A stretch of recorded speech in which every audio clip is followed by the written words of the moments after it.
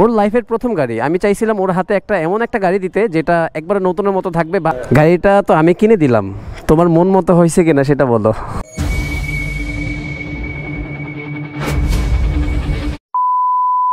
Welcome সবাইকে নতুন bike কেনার পার্ট 2 ভিডিওতে। এই হচ্ছে সেই অনাকাঙ্ক্ষিত বাইক। এই বাইকটা আজকে সকালবেলা কিনে নিয়ে আসছি। আর আমি এখন আছি লালমাটিয়ার কোনো একটা রাস্তায়। আর আমার ঘড়িতে এখন কয়টা বাজে? আর এখন বাজে হচ্ছে 10:36। এই সময়ে এখন আমরা বাইকটার রিভিউ দিতেছি। সকালবেলা আনার পরে সার্ভিসিংয়ে দিয়েছিলাম আমার বন্ধুর দোকানে, টাউন হল লাকি এন্টারপ্রাইজ। আর ওইখান থেকে এখন মাত্র গাড়িটা নিয়ে মাত্র ডেলিভারি নিলাম আর কি। গাড়িটা টোটালি কাজ কমপ্লিট হয়েছে। টোটাল কাজ কমপ্লিট করার পর এখন গাড়িটা নিয়ে বের হইলাম।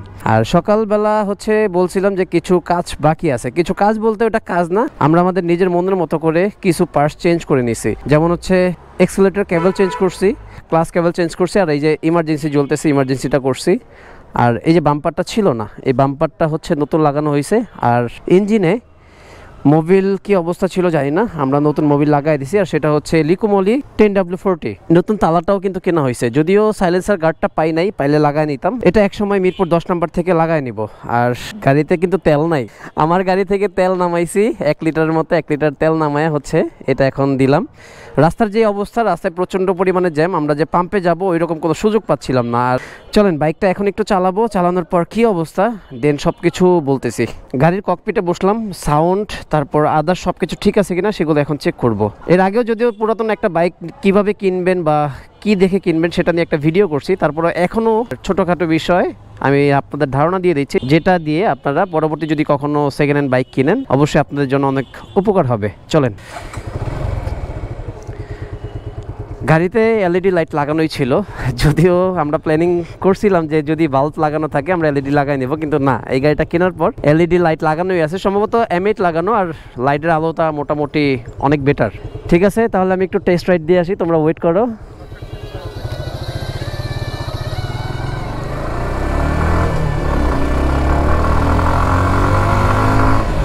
ও গাড়ি সকালবেলাও তো চালাইছি আর এখনও চালাচ্ছি। মোবিলটা চেঞ্জ করার পর মনে হয় গাড়িটা অনেক পরিমাণে স্মুথ হয়ে গেছে। গাড়িটা আসলে মাশাআল্লাহ। মোটামুটি সব তো বলা শেষ, দেখাও শেষ। এখন ইন্টারনাল কিছু জিনিস আমি আপনাদের বলে দেই যে সেকেন্ড হ্যান্ড বাইক কেনার ক্ষেত্রে আপনাদের কী কী দরকার। প্রথমত কিলোমিটার প্লাস চাকা, এই দুইটা জিনিস আপনি অ্যাভারেজ করবেন যে কত কিলোমিটার চলছে, এবং ওই কিলোমিটার অ্যাভারেজ করে আপনি দেখবেন যে চাকার বিটগুলো ঠিক আছে কিনা। এই গাড়িটা মাত্র 3100 কিলো চলা, আর গাড়ির বিটটা এখনও আলহামদুলিল্লাহ অনেক ভালো, অনেক ভালো। একবারে নতুন। 3000 কিলো তো স্বাভাবিক নতুনই, তারপরও 3000 কিলো চলা গাড়ি আর কতটুকুই ক্ষয় হবে আপনারা দেখতেই পারতেছেন। গ্যাপটা একবারে নতুনের মতো। গাড়িটা যদিও একটু হালকা পাতলা ডানে বামে ওই যে স্লিপ করে পড়ে যায় না, এরকমভাবে পড়ে গেছিলো, কিন্তু ওইটা ডাজেন্ট ম্যাটার। সামনের চাকাটাও খুবই একদম নতুনের মতোই আছে, একবারে নতুনের মতো। আর যে মেইন বিষয়টা সেটা হচ্ছে ডিস্ক কিন্তু চুল পরিমাণও এখন পর্যন্ত ক্ষয় হয় নাই। আসলে সেই ব্রেকিং পিরিয়ডটা সম্ভবত খুব ভালো, খুব মেনটেন করে যত্ন করে গাড়িটা চালাইছে। আর নিচে কিন্তু একটা লাল লাইটও দেখা যাচ্ছে, যদিও হেডলাইটের কারণে হেডলাইটটা বন্ধ করে দেই। এই যে লাল লাইটটা জ্বলতেছে, লাল লাইটটা লাগানোই ছিল। আর ইঞ্জিনের ক্ষেত্রে ইঞ্জিন একবারে পুরোপুরি ফ্রেশ, দেখতেই মনে হচ্ছে যে একবারে শোরুম থেকে নামাই নিয়ে আসছি। ফুড ড্রেসগুলো অবশ্যই দেখবেন যে ফুড ড্রেসগুলোর কী অবস্থা। আর বললাম যে সাইড থেকে একটু পড়ে গেছিলো, যার কারণে এই ফুড ড্রেসটা মাঝখান দিয়ে ভেঙে গেছে। যদিও এটা পরবর্তীতে চেঞ্জ করে নিব, কারণ এটা এখন আপাতত এখানে পাই নাই। আর এই পাদানিটা লাগানোই ছিল। আর গাড়িটার মিটার দেখে আসলে কখনো গাড়িটা কিনা উচিত না, তারপর আমি মিটারটা একটু দেখাই দিই। ক্যামেরায় দেখা যাচ্ছে কিনা আসলে আমি জানি না। 3140 কিলোমিটার রানিং হয়েছে। ট্রিপ এতে সবসময় আমি তেলের মিটার দিয়ে রাখি তেলের জন্য, আর ট্রিপ বিতে দেই ইঞ্জিন অয়েলের। ইঞ্জিন অয়েল 1.8 কিলোমিটার চলছে। ঘড়িটার টাইমটাও এখনও পর্যন্ত ঠিক করা হয় নাই, নতুন নিয়ে আসছি। মিরাজ অনেক এক্সাইটেড, তো এগুলো আস্তে আস্তে করব। যদিও আর কিছু জিনিস লাগানো বাকি আছে, সেগুলো ইনশাল্লাহ হয়তোবা নেক্সট উইকে আমরা মিরপুর 10 নম্বর থেকে লাগাই নেব, কারণ মোহাম্মদপুরে অনেক জিনিস পাওয়া যায় না। মোটামুটি যে বাম্পার টাম্পার হাবিজাবি আজকে যেই কাজগুলো করাইছে এগুলো মোহাম্মদপুর থেকে নেওয়া। আর গাড়িতে অন্যান্য কিছু পার্টস অ্যাড করব, সেটা মিরপুর 10 নম্বর। এবং যখন মিরপুর 10 নম্বর যাব ওইটা নিয়েও কিন্তু ইনশাল্লাহ একটা ভিডিও আসবে। আমি মিরাজের কাছ থেকে একটু জানতে চাই, যেহেতু সকালবেলা মিরাজে গাড়িটা দেখছে আর এখন পর্যন্ত ডেলিভারি নেওয়ার পর গাড়িটার যে অবস্থা, এটা কি অবস্থা বা ওর ফিলটা একটু জানতে চাই। মিরাজ, তোমার কি অবস্থা, তুমি বলো, তোমার ফিলটা একটু বলো। লাইটে পাচ্ছে না, এই পাশে আসো। না, ডেফিনেটলি ফিলিংসের কথা যদি বলা হয় সেক্ষেত্রে আমরা সকালবেলা এই গাড়িটা দেখেছিলাম, অত্যন্ত মানে কালারের কথা যদি বলি, যেমন এখন হচ্ছে অরিজিনালি যে গাড়িটার যে কালারটা, ও গাড়িটা কিন্তু পলিশও করা হয়েছে, হ্যাঁ নর্মালের মধ্যে যে পলিশটা আর কি, ওই পলিশটা করা হয়েছে, যার জন্য গাড়িটা একবারে ফ্রেশের চাইতেও মনে হয় যে আমার কাছে ফ্রেশ লাগতেছে, একবারে চকচক করতেছে। আচ্ছা তারপর বলো। আসলে যখন হচ্ছে গাড়িটা যখন দেখতে যাই বা হচ্ছে গাড়িটা যখন কেনার একটা আগ্রহ নিয়ে যাই, তখন হচ্ছে উনি হচ্ছে টোটালি গাড়িটাকে হচ্ছে ধোয়া মোছা টোটালি করে নাই, যার কারণে কালারটা মনে হয়েছে যে একটু দুর্বল আছে বা মানে একটু ডিসকালার মনে হচ্ছে।